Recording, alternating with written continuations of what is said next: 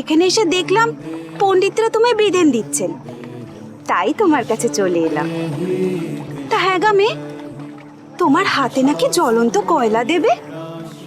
হাত দুখানা পড়ে যে একেবারে ঝামা হয়ে যাবে গা। কি করব বলো, ভুলে হবে?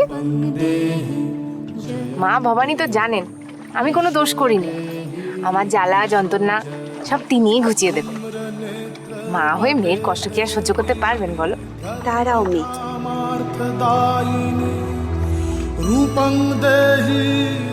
হাতটা একটু পাতো দেখিনি।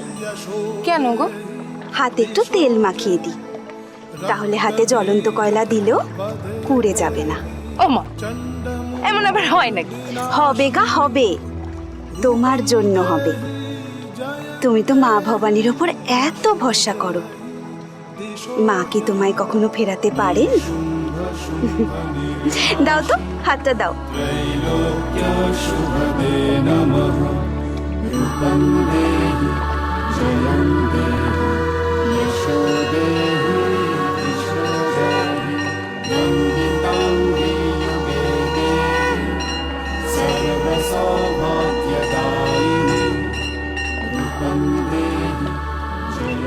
হাতে তো কিছুই হলো না। ও মা, কোথায় চলে গেল? কি আশ্চর্য! মা ভবানী, কত রঙ্গ যে দেখাতে পারো তুমি। যাক, তুমি যাই, বিধান পালন করি।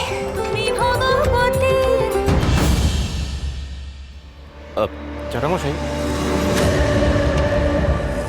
আমি রামকান্তকে খোঁজে নিয়ে আসছি।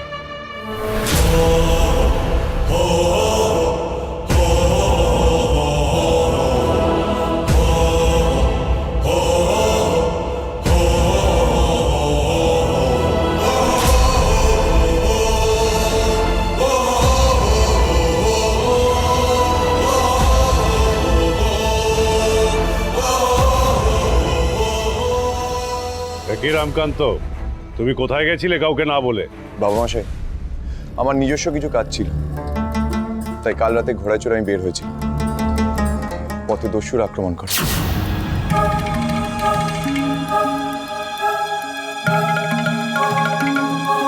কোনো দৈব উপায় কেউ আমার জীবন রক্ষণ করেছে।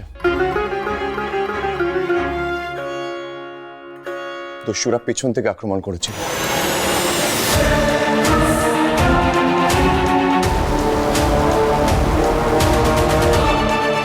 সম্ভবত ভিন রাজ্যের দস্যু, আর আমার মনে হয় ওরাই আমাদের নাটোরের মন্দিরে লুট করেছে।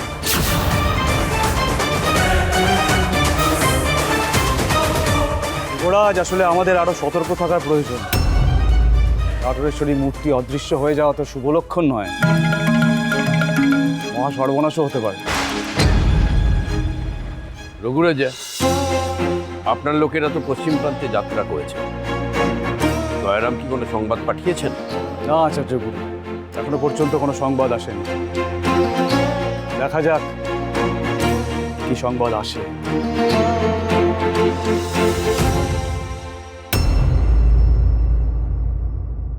তাড়াতাড়ি পা চালাও হে, মেলার মাঠে এতক্ষণ প্রায়শ্চিত্তের আয়োজন হয়ে গেছে। আজ যে মেয়েটার কপালে কি আছে কে জানে। খুব বার বেড়েছিল না আত্মারামের মেয়ে, জমিদার বলে মাথা কিনে নিয়েছে নাকি? বেশ হয়েছে, তর্কা লঙ্কার মশাই ওর প্রায়শ্চিত্ত করাচ্ছে। এই যে শুনছেন, আচ্ছা কার প্রায়শ্চিত্তের কথা বলা হচ্ছে? ওই যে ছাতিনার জমিদার আত্মারাম চৌধুরী মহাশয়ের মেয়ে। তো মেয়েটির অপরাধ? আরে মশাই আর বলবেন না, চুল খুলে যখন তখন জঙ্গলে ঘুরে বেড়ায় আধারে বাধারে। একটা কল্যাণ অকল্যাণ বলে তো আছে, মেয়ে মানুষ তাই বাপ বিয়ে দেয়নি। একটু আচার বিচার মেনে না চললে সমাজ তো মাথায় উঠবে। চল চল, প্রায়শ্চিত্ত দেখবেন চল। আচ্ছা মশাই, আপনাকে দেখে তো মনে হচ্ছে আপনি ছাতিনার নন।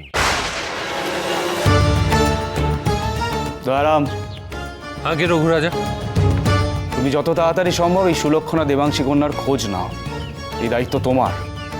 আগে না, আমি ভিন্দা থেকে এসেছি।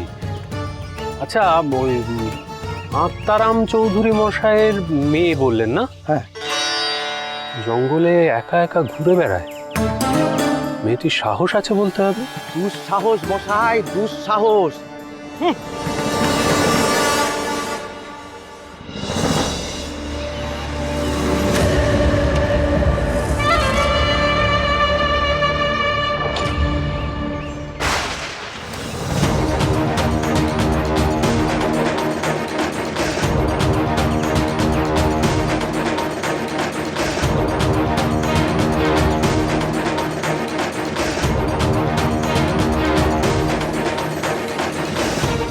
এসব কি নেয় রত্নমশাই?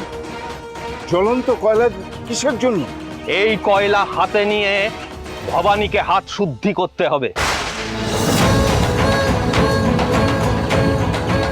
যে হাতে দেবীর ঘট প্রতিষ্ঠা করলো সেই হাত অনাচারের ফলে অশুদ্ধ হয়েছে, কি তাই না?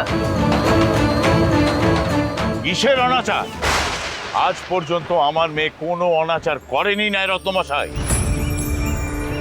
হারান চৌধুরী মশাই, কাল রাতে আপনার এই দস্যি মেয়ে জঙ্গলে ঢুকছিল নিশিপদ্ম তুলনের লাইকা।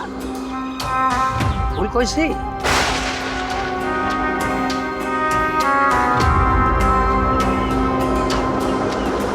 দেবী মায়ের জন্য ফুল তুলতে যাওয়া কবে থেকে অনাচার হলো তর্কালঙ্কার মশাই?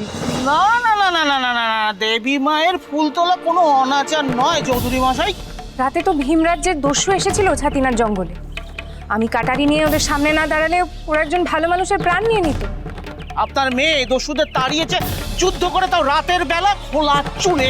এটা অনাচার। না, হ্যাঁ অনাচার। না, আমি মানি লাঠি না। তরোয়াল এই সব মেয়েদের হাতে তুলে দেওয়া মানেই ঘোর অনাচার। আমার মেয়ে কোনো দোষ করতে পারে না। এই মেয়েটি আমাদের যুবরাজকে কাল রক্ষা করেছে নাকি? জঙ্গলে দস্যুদের তাড়িয়েছে বললো এরা। এমন সাধারণ এক মেয়ে কি দস্যুদের সঙ্গে লড়াই করতে পারে? শুনুন চৌধুরী মশাই, আমাদের যে বিধান তা ছাতিনার মঙ্গলের জন্য। আপনার ঘরে মা ভবানী এসেছেন, আর আপনার মেয়ে সেই দেবী মূর্তির প্রতিষ্ঠা করবে। তারপর সে যা খুশি তাই করছে। এতে কি মা অসন্তুষ্ট হচ্ছেন না? শুনেছেন তো নাটোরে কি কাণ্ড ঘটেছে? তর্কালঙ্কার মশাই যখন বিধান দিয়েছেন তা উনি ভেবে চিন্তেই দিয়েছেন।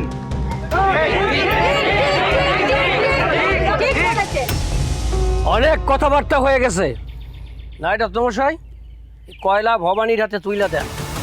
শুভক্ষণ পার হয়ে যাইতেছে।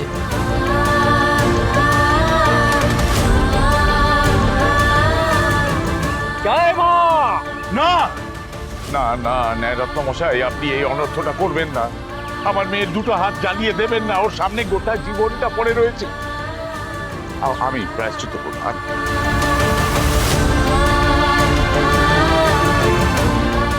আমি এখন ছদ্মবেশে আছি, ক্ষমতা তো খাটাতে পারবো না কোনো। মন শক্ত করুন চৌধুরী মশাই, মন শক্ত করুন। আমি ব্রাহ্মণ সমাজ আর আপনাদের সকলকে অনুরোধ করছি, আমার ভবানী মায়ের কথাটা আরেকবার ভেবে দেখুন। দয়া করুন। বাবা থাক, আপনি কেন হাত জোড় করছেন পণ্ডিত মশাইদের সম্মুখে? কি দোষ করেছি আমি? এনারা বলছেন তো আমি নিজের হাতে মায়ের প্রতিষ্ঠা করেছি বলে এনাদের বলে দেওয়া আচার মেনে আমাকে চলতে হবে। এনারা সকলে ধরেই নিয়েছেন যে আমি মহা অপরাধ করেছি, তাই আমার হাত পোড়াতে চাইছে।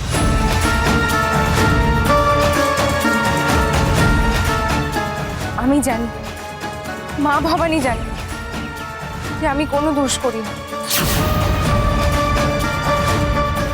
দস্যুদের সঙ্গে লড়াই করা তো কোনো অপরাধ নয়, আর কাউকে রক্ষা করাও কোনো অপরাধ নয়।